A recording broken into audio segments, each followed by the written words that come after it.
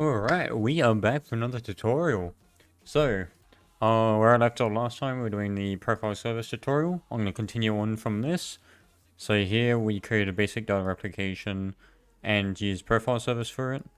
So here we've got no data, and then we've got login times, the gems, and total game time with the cache. So what we're doing today is a quest system extending on to this. So with that in mind, I'm going to publish it to a new place and then edit that new place. Actually, I might just join in here, it'll be easier. So, we pretty much have a folder here called systems with a modules on. You know, we got our test script and all that here. So what I'm going to do is, create a new table in the player data for the, player's quests. So, just so everyone knows, I'm going to be using task.defer now rather than coroutine.ramp. It's a little bit shorter, make it nice and sweet. And yeah, apart from that, I don't think there's much else I'll change. So here, obviously with our login times, cache, gems, whatever, I'm gonna add a quests table to this. So this is pure tables, so we don't actually need to worry about changing it to any folders or anything, adding folders or anything like that. So we're gonna have a table here for quests, and what I'm going to do is add quest IDs into this table. So that will be the player's active quests. And then we can do like contribution checking and all that afterwards.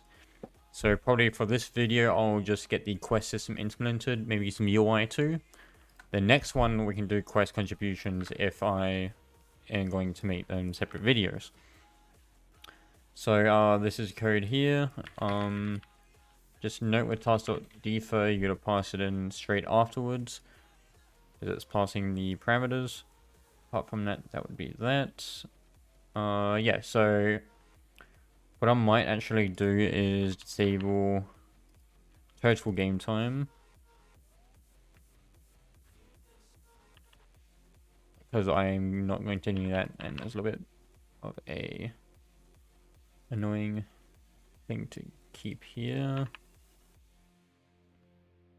So I'll comment that out. I won't completely remove it, but we'll be adding the quests and we'll be doing all the different modules and everything. So to begin, we're going to make a new module. I'm going to call this one quests. Function module. Oh, actually, before I do that, let me just rename it. So this is quests service, and what we're going to do here is have a function to add quest to player. We'll give it a quest ID. So how I usually do quest systems is each quest has a unique ID, and we use that ID to identify the quest and get all the like requirements and all that. So for this one, since we need the quest information for both client and server, so we can visualize it and all of that, I'm going to have a modules here, a modules folder. I'll add a module script in there and I'll call it quests. I'm going to return a table, so there should be nothing else but a table here. And there's two ways you can actually do this quest system. So the first one is to have the quest ID out here and then make it equal to a table. So then you can have that unique quest ID, have all the information here. Otherwise, you can do it how I usually do it, which is have it inside like that.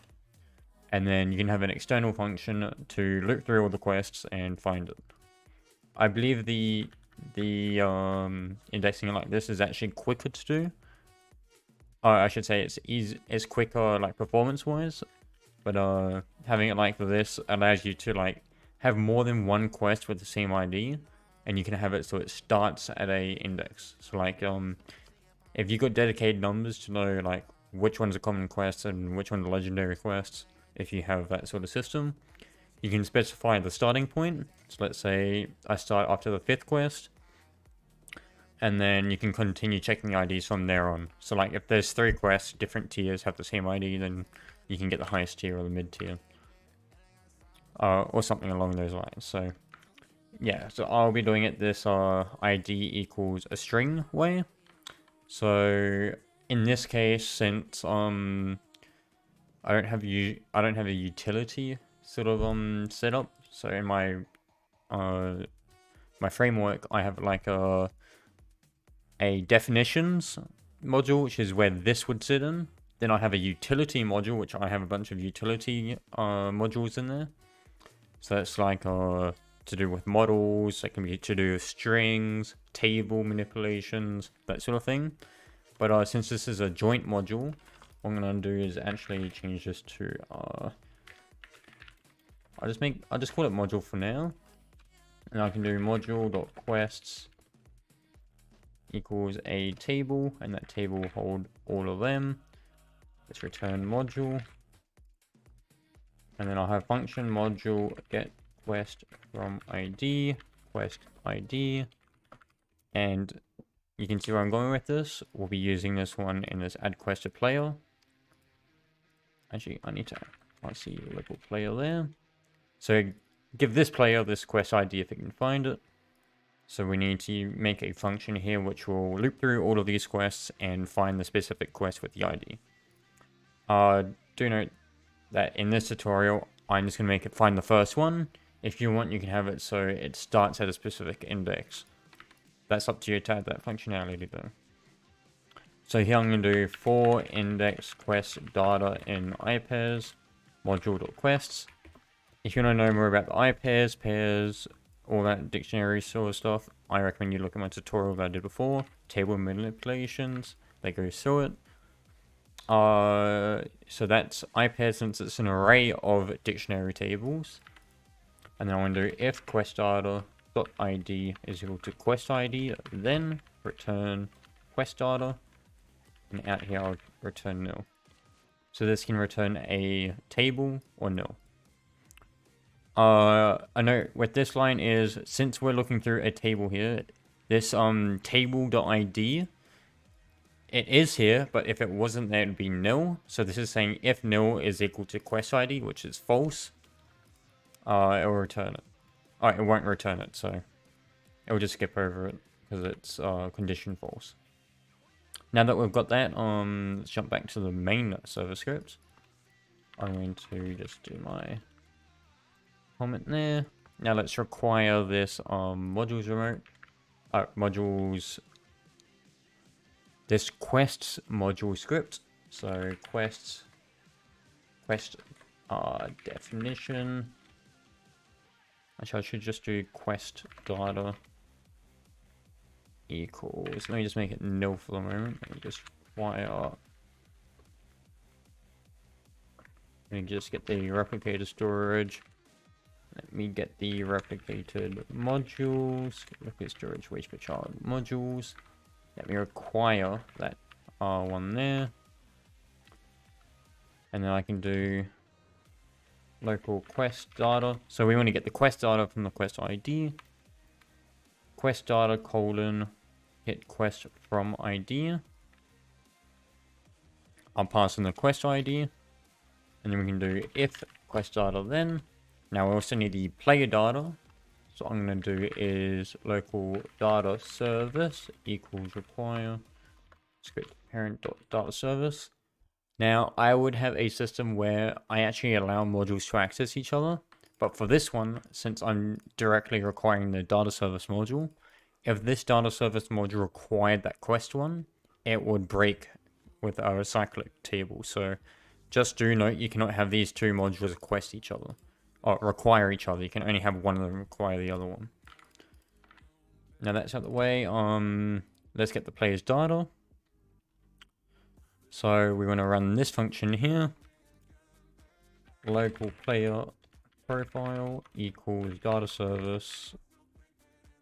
Get player profile. Pass in the local player. So usually it would be player or local player. I do local player every time I do a player, unless I need to have them separate. I'm not going to yield for this. Actually, I don't even need that altogether.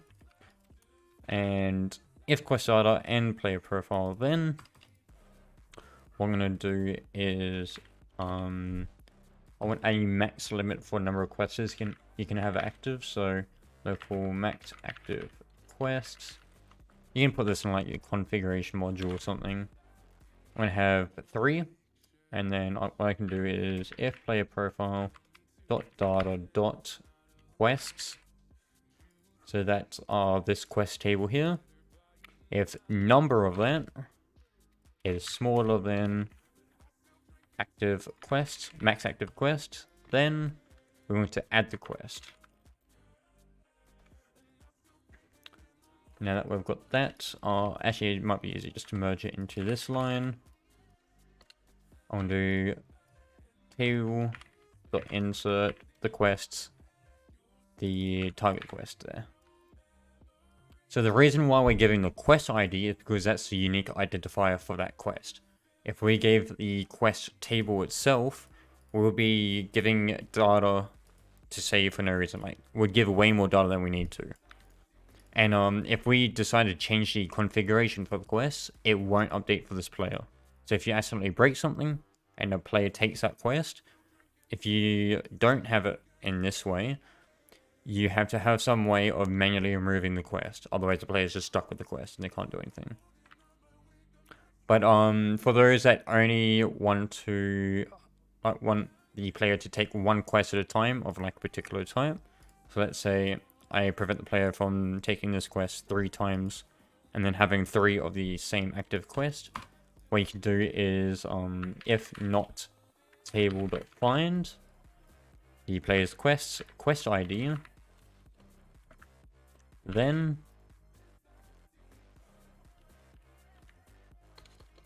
so that's saying if they don't have the quest already active, give them the quest.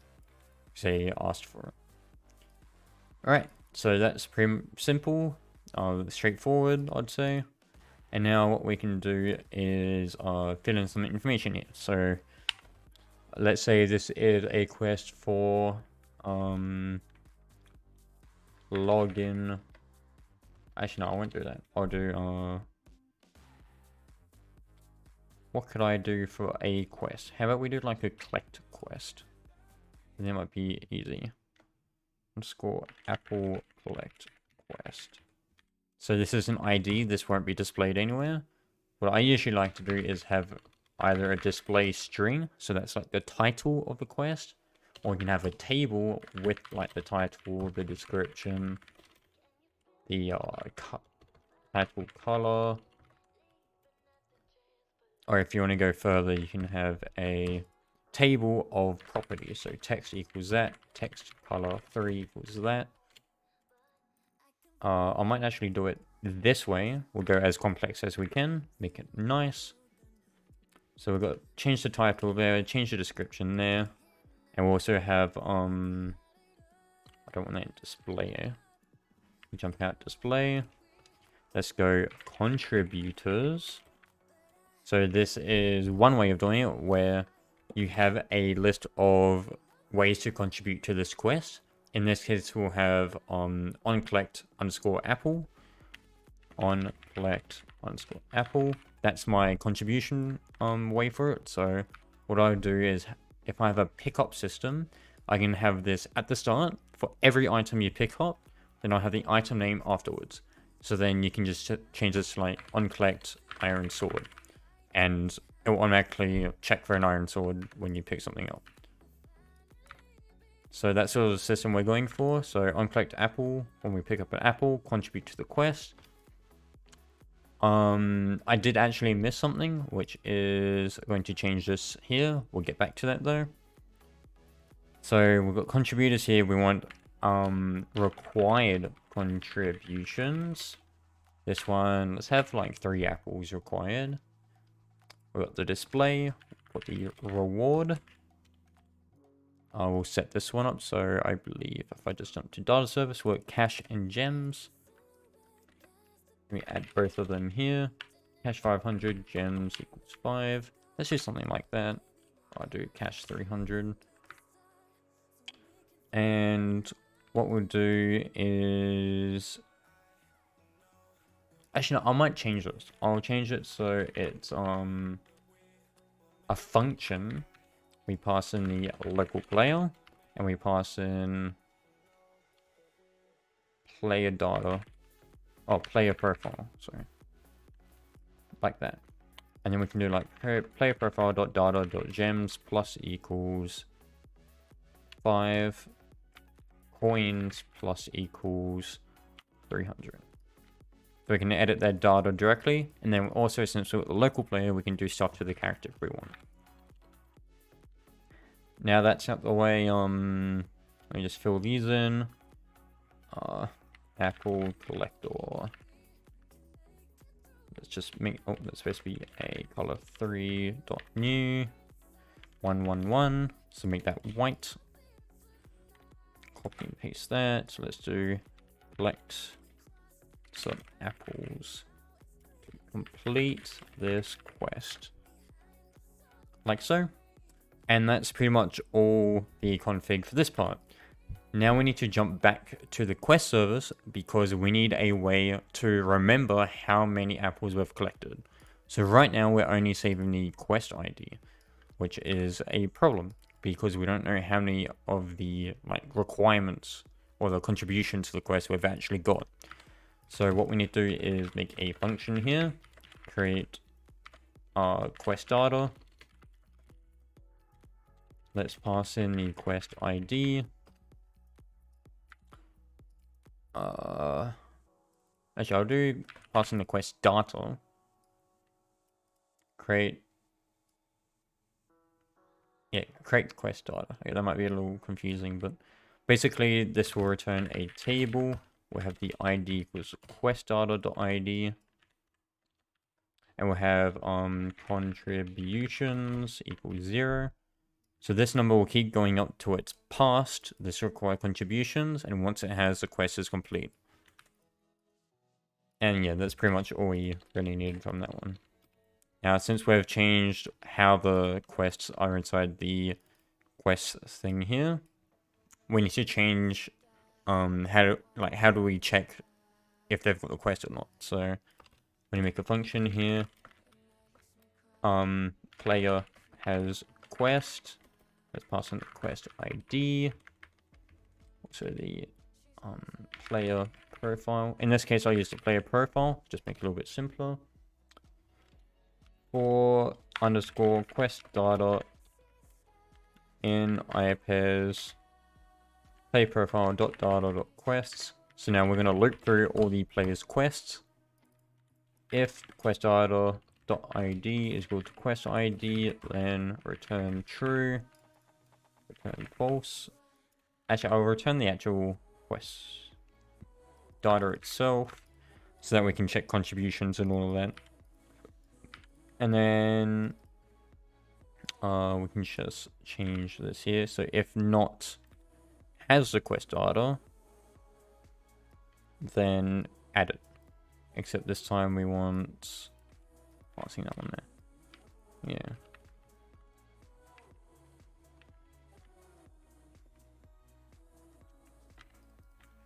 Actually, I'll do create new data quest data.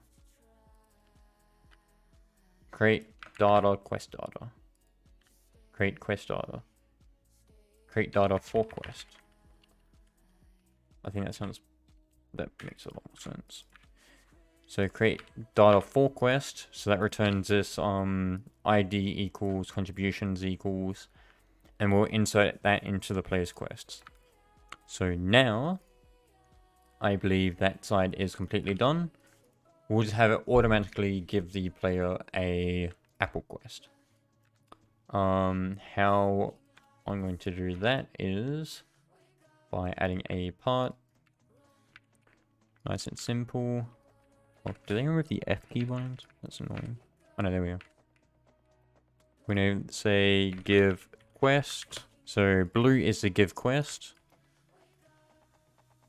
Oh, actually, we'll make this check the quest. We'll put a click detector. Quest. Update.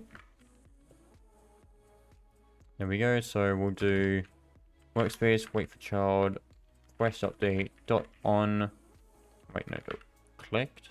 Oh, dot click detector, dot mouse click, connect function. We're given the local player as the argument. And what we can do with that is module add quest to player. We're going to pass in the local player, then we'll manually pass in the Apple Collect quest. And that is that. So now, if we join really quickly,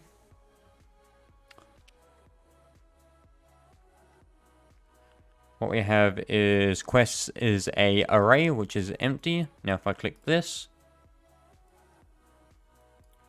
hopefully it updates, I guess not. Let's go back out. Let's just create a print here. Let's do local player, quest ID, quest data, player profile, data, player profile, and player profile data. That's just saying, if player profile is nil, ignore it. Otherwise, if it's not nil, so if player profile is existent, print the player profile data. Otherwise, just print nil. So that's just a mini condition statement there. You can use it in like if statements and all that, but so if I just tap that now, okay, something registering it. Did I require that? I did not. Require systems folder, wait for child quests service.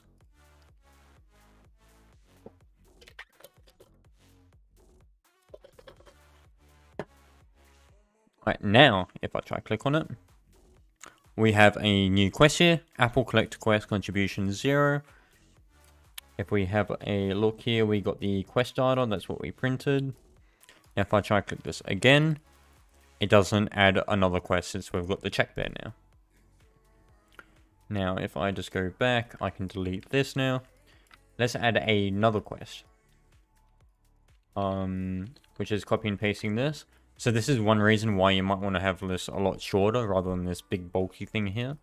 Because it does take up quite a lot of room. I'm going to add another quest here. I'm just copy and paste. This can be a pair collect quest on Apple or on collect underscore pair. 3 of them. I prefer apples. Let me just make apples get a little bit more. Pair, collector, make it white. Collect some pairs to complete this quest. And that's all we have to do for that. Now that we've got that, remember that we've got saving now, so we should still have the Apple quest when we rejoin. So once the label comes up, we've got Apple collect quest. If I click this again, doesn't do anything. Let me make that red, and let me make that I think that's, right, pairs are green. Not like straight green, but something like that. So we'll call this Apple update. We'll call this pair update. Let's go back to quests. So workspace, wait for child, Apple update. Connect function, give them the Apple quest. Otherwise, we want to give them the pair quest. Like so. Pair update. Now that we've got that, if we play again,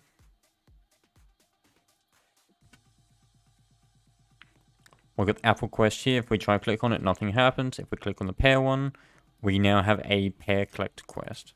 And I cannot get any more than that. So now, let's do the main part of the contributions. So I'm going to grab a Apple mesh. Let me just find one in the toolbox. Here's one. Make sure there's nothing inside except the mesh. In my case, I'm going to actually turn this into a mesh part. Not inside the workspace. I'm going to copy the mesh ID, put inside here. I'm going to copy the texture ID, put inside here. Like so. So this is a Apple. I'm just going to put a bunch of these everywhere.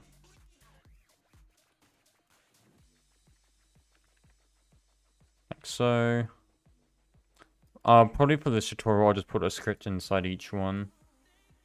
But there is other ways of properly doing it. Actually, no, I'll make a script that manages all of them. so you guys can follow along and learn.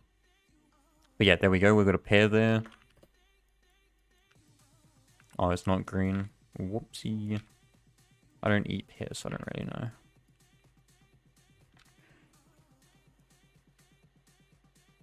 4 is there. So now we've got a bunch of pears and apples. I'm going to make a folder to put them in. Collectables. We select all of them, chuck them inside that folder. So now we've got a folder of collectibles. Let's create a systems for it. Collectibles service. Let's actually create a function inside quest service first. Function module contribute to quests. Let's pass the local player contribution name. So we don't know what we're actually doing here. So like, how should I say this? We know what we're doing here, but basically this contribution name, it will check every quest that we have active, and it will check if this contribution name is inside the, actually I'll do contribution ID. It will check if this contribution ID is inside each individual's quests, contributors here. So it will check if contribution ID is on apple collect, or on collect underscore apple, or on collect underscore pear, or whatever you've got. So this way, what we can do is get the player's profile. We just want to do if player profile then. Now we want to go through each quest. So for underscore quest data in ipairs local player, wait no, player profile dot data dot quests do. Now this is important. We need to get the quest config. So there should be quest data, and then we want quest. Actually, I'll do quest config and quest data. It'd be easier. So quest config is the one inside the player. Quest config is the one inside replicate storage. And we want to do which one is it? Quest data, get quest from ID, quest data.id. So that's this table here that we've looped over. So we just want to get the ID from here, which is the quest data's ID. And we're going to do if not, we can continue. So that's one way of doing it. And then you just continue code on this line. Or you can do if quest config then, and you can keep going like that, and you put your code in here. I'm going to go with the latter. I'm going to do if not quest config continue. And then what I'm going to do is if table.find quest config dot contributors, the contribution ID, then I'm going to do quest data, so inside the player's data, dot contributions plus equals, let's have a amount here. So amount or 1. So that's saying if amount is nil, so if we don't pass in an amount, just set it to 1 automatically. And then what we're going to do is if quest data dot contributions is larger or equal to the quest config dot required contributions, then we want to actually keep the index here. Table.remove the local player's data's quest from their quest table. So remove the active quests that they've got, and then we're going to reward them for what they've done. Quest data, wait no. Quest config dot reward the local player player profile, and then it will automatically reward them like that. And that is the reward system for the quest. That's it. Now what we can do is go to our collectible service. Let's function setup collectible. We'll put our object here. So this object is a base part. I should say it's a instance, but we're going to make it so it's going to be like a model, or it can be a mesh part or a part. So it can be either a base part. Actually, no, we'll do if it's a base part. So if it's a mesh part, if it's a normal part, if it's a cylinder, anything like that, we'll make it collectible. And then what we can do is just do this again. We're going to require the quest service this time. So remember that we're going in a line here. We've got this collectible service requiring the quest service. The quest service is requiring the data service. It's in a line. There's no recursive loops, which is important. Remember that. And then what we want to do is get the quest service. And then here we'll just do local collectibles folder equals workspace which for child collectibles. Click or underscore object in iPads collectibles folder get children do. Let's make a function called is valid collectible. We'll do object inside there. We'll return object is a base part. So then what we can do is, let me put that on the top actually. And then we can do if it's a valid collectible then, and we'll do the rest in here in a moment.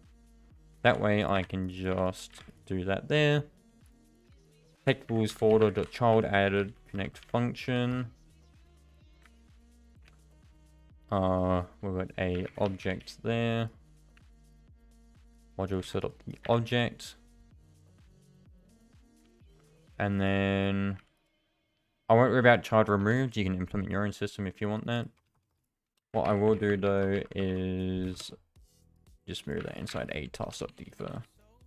So that way if one of them errors, the whole thing doesn't break. And it does all of this all at the same time, instead of doing one at a time. Right, now that's done. Let us set up this one here. We'll do local new click detector equals instance.new click detector dot mouse click connect function. We've got the local player. We got local player. We'll set the parent of this inside the object. Oh wait, I forgot to mention return is a base part or object is a model. So click detectors, I believe, do work inside models also. I have to test it though. Yeah, let me actually test that.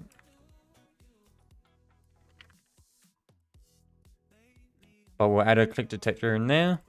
We'll destroy it instantly. So that way nobody else can click on it. And we'll do quest service. Contribute to quests. The local player. And we'll do on collect underscore the object dot name. Make sure that's two dots there so it's joining the string. So that's like on collect underscore apple. Guess what that reminds you of? On collect underscore apple. And then we can do pair two. Now that we've got that, we also want to destroy the object itself. Like that. And that is pretty much that. Now, if I go out, let's try this.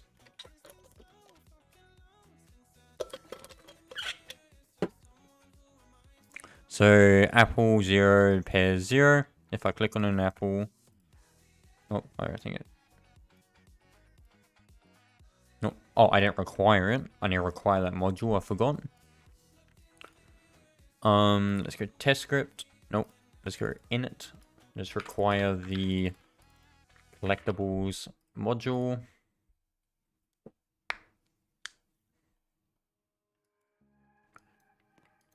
So apple 0 pair 0. If I hover over it, you can see the click detector now. Now I have apple collect quest contributions 1. Now if you look here, gems is 0, cash is 40. if I just get 3, and it seems to error, so we'll fix that in a minute. What I'm going to do is just try this one here. So pairs is at 0. Pairs, that was a model, that one. So the model works, and the normal parts work. So as you can see, it removed the quests when you're done, but it errors at the moment. So what you do is fix this error. That's profile service, just delaying like that. So let's have a look at what's going on here. So this reward function is erroring. We're passing local player and player profile here. So we've got the local player there, local player profile there. I think it just might be easier to print what's happening there.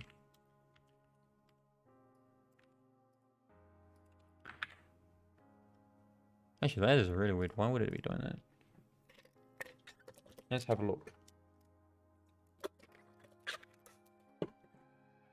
Let's collect the apple quests. 1, 2, 3. Alright. Cash and gems. Did I misspell them? Yep. Cash and gems. I did coins. My bad. Let's delete this print here.